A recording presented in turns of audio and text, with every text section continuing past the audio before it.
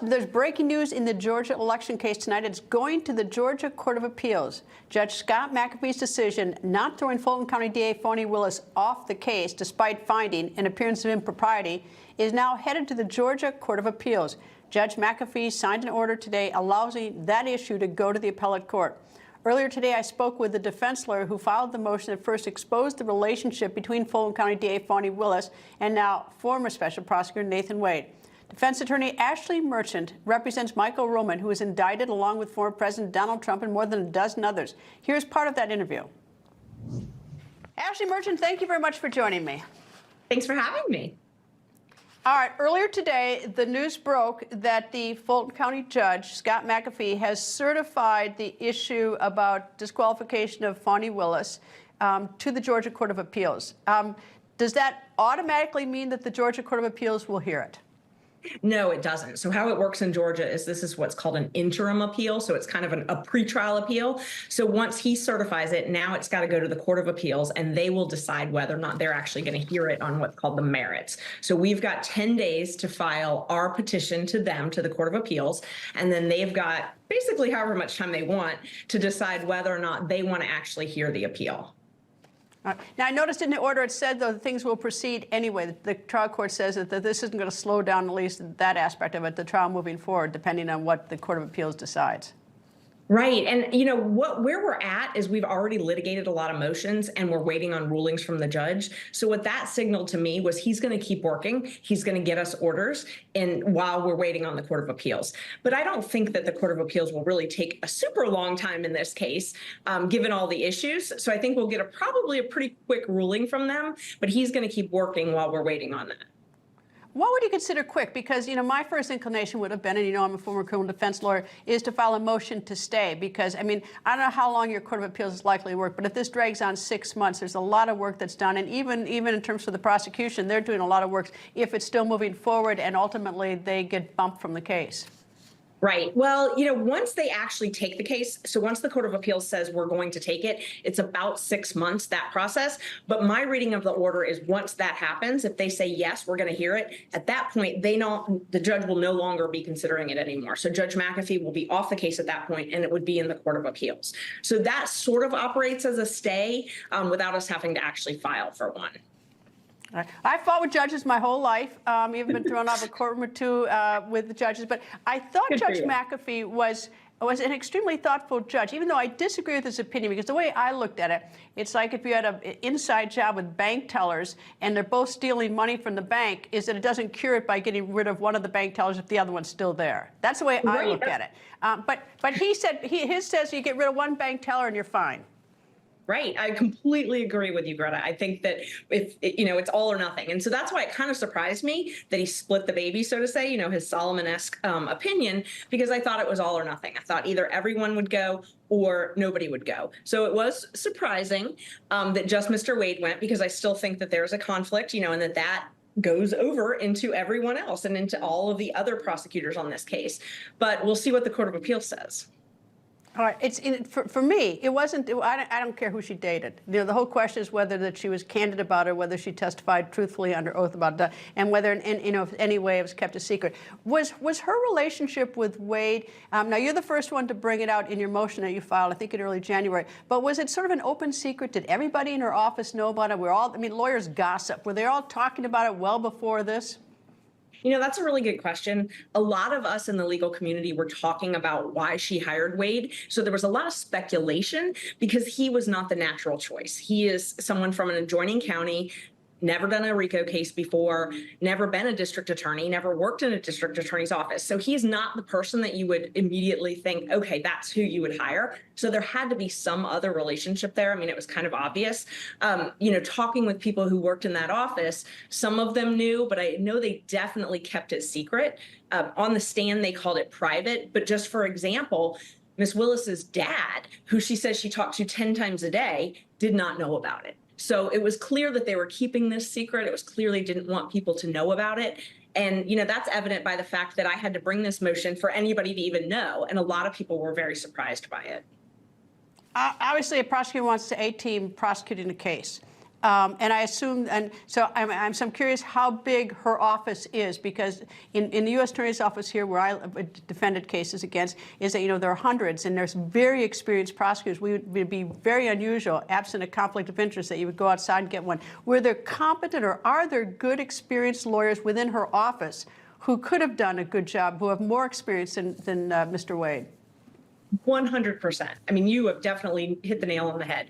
There are a lot of experienced prosecutors in that office. It's a large office, about 100 different prosecutors, and she's got funding for even more. She's got some of the best prosecutors in the state. She's got some of the most experienced prosecutors in the state. With the money that she had paid Wade, she could have hired 3, 4, 5 other prosecutors at a government salary to handle this case. So there definitely was not a need within that office. You know, there's actually, at the time that this case, the inception of this case, there was another racketeering case going on in the same courthouse, in the same district attorney's office, called the YSL case. And they had RICO experts that they brought in to work at the DA's office. And they were actually district attorney employees. They were not outside counsel. So this relationship was very odd. And I can tell you, for the state of Georgia, it's very odd. I actually requested records from all the other district attorneys in the entire state. I think there's 49 of them. And there were only 2 that actually employed outside counsel, and their rates were $40 and $45. So it's very, very rare to have outside counsel employed at a DA's office, but it's particularly rare to have it at this rate. Or my other choice, if I had to go outside, frankly, I'd go after someone who recently, in the last year or 2, left the office and who was very experienced, who I knew how to work for. But that would have just been how I would have chosen if I felt it even necessary. All right. How did you get whiff of this relationship? Well, you know, everyone was kind of wondering what was happening, why she chose Nathan Wade. So there was a lot of talk. I talked with another attorney in the area who actually also had a co-defendant in this case. And Terrence Bradley, who was Nathan Wade's law partner, was friends with us. And so we were all talking about it. And he said, oh, well, you know why she picked him. And it just sort of blossomed from there. And so then, you know, I started listening, taking notes, investigating more, talking to different people. And it just came to fruition that way. Would you say Terrence Bradley, I mean, when he's on the witness stand, which is the only time I've seen him, I tell you, he couldn't remember much. When you say that he's a friend, was he like someone that you know that you'd socialize with, like at the courthouse, or you'd go out to dinner with? I mean, is it that kind of thing? I mean, how well did you know him? You know, we've never had a meal together like that, but we talk at the courthouse regularly. And you probably remember when you were waiting in court for cases, you regularly talk with other lawyers. You talk to them on the phone, you text with them, you email. It was something like that. We did see each other socially. We never really had meals together, but we lived in the same part of town. Our kids went to the same school. So we definitely saw each other socially, and I would consider us friends. What happened with the Wade, with the law firm? Because suddenly he was out of the law firm. Right. That's a good question. So it was incorporated, but then they also had private law firms. So there were 3 different lawyers who were holding themselves out as a law firm, but then they each had their own law firms. So it was a very interesting dynamic how they had it incorporated. Now there's only 2. So Mr. Bradley did leave the law firm. There was a falling out that nobody can quite get to the bottom of what the falling out was, but there was a falling out and he left the law firm. And so he's in private practice just by himself. But Mr. Wade is in private practice with one other gentleman. His name is Chris Campbell. And they actually have a loosely associated law firm, meaning they hold themselves out and advertise as partners, but they're not actually incorporated as partners. What happened to Robin Yurley? She was good friends with Fani Willis for a long time, and then she worked at the DA's office. And then she suddenly, or at least it seems suddenly to me, is that she was gone. And of course, she testified. Right. And you know, that was what was really interesting. I mean, they were friends from college. You know, they were sorority sisters. They went to different colleges, but both in the D.C. area. And they had stayed friends all of these years. They had traveled together. They had shared, you know, meals and socialized together. They were very, very close. And when Miss Willis took over the district attorney's job, she brought Miss Yurley on to do communications. So essentially, Miss Yurley was the one, if you called and wanted an interview with Miss Willis, Miss Yurley would arrange it. They had a disagreement and had a falling out about some things that were happening internally in the office. And Miss Willis demoted Miss Yurley to a position that she was not happy with. And so she resigned. And they did not speak since. So when she took the stand, that was the next time that they actually spoke in this case. Was there any wrongdoing in this falling out? Was she complaining about things doing? Was she complaining about that things weren't just done right in the office, or was she complaining that something was being done illegally in the office? She was complaining about some spending. She was complaining about some things and how purchasing had happened. And, I think if someone takes a deep dive in the district attorney's purchasing and their spending, I think they're going to see a lot of money that perhaps was spent on things that it wasn't supposed to be spent on. And I know that there's been some whistleblowers who have come forward. I actually spoke with one of those individuals who was in charge of a grant. And it was a grant for a juvenile gang prevention center, like a community center. And that money never actually made it to the community center. So things like that are what Ms. Yurley was seeing and reporting and not happy with, and they had a disagreement, and she wasn't happy with being demoted, and so she moved on. Have you ever had a personal conversation with Willis, or was she just a figurehead over the case? I've actually known Willis for almost 20 years. I was a public defender in Fulton County when she was a line DA in Fulton County. And we were in the same courtrooms. We tried cases together regularly. So I knew her well, and I supported her when she ran for district attorney. I thought she was a much better choice over the DA that we had in Fulton County. And, I was in full support of her. So it was kind of disappointing when I learned about this, and really disappointing when I learned the extent of it and, the money and just all of the different parameters in this case, but we never had a conversation about these allegations specifically. No. Was she a prosecutor's hands-on, though? I mean, even though you didn't have a direct conversation, was she calling the shots of what was going on, or was Nathan Wade calling them?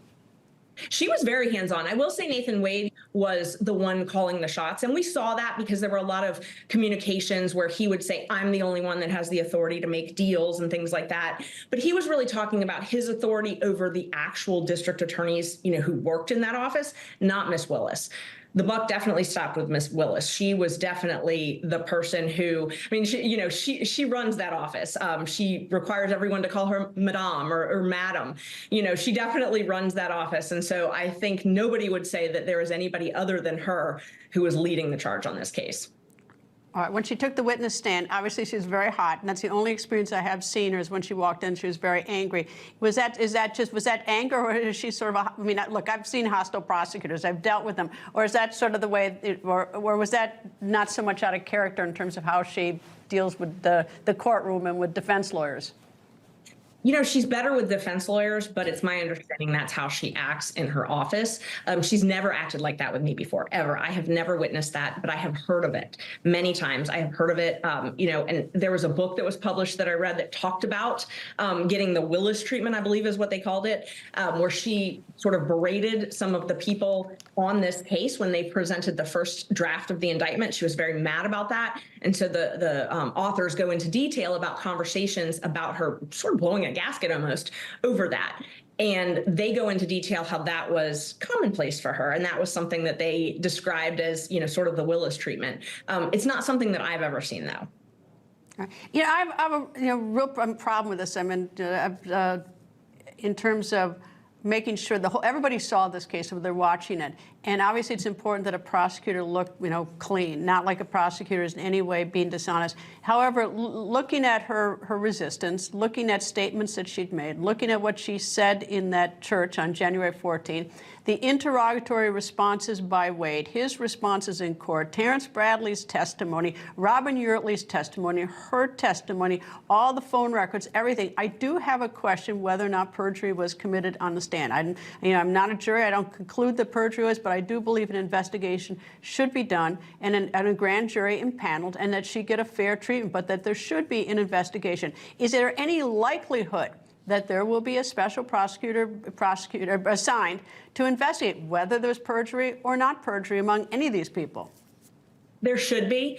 I don't know that I have a whole lot of hope that there will be, but there should be. And we have a new panel in Georgia. It's brand new. It hasn't even started yet. It's going to start this summer. They actually are specifically given the power to investigate sitting district attorneys. It's, this unique novel panel that was passed, and no one really knows how it's going to work.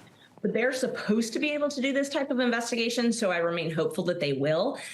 If someone had accused me of doing something like this or lying, I would have brought forth a lot of evidence. I would have wanted to exonerate myself. And so I think that there are questions that can be asked if someone is neutral and actually looking at whether or not perjury was committed. And I hope that they do. I hope that they actually get that information and actually do conduct that investigation.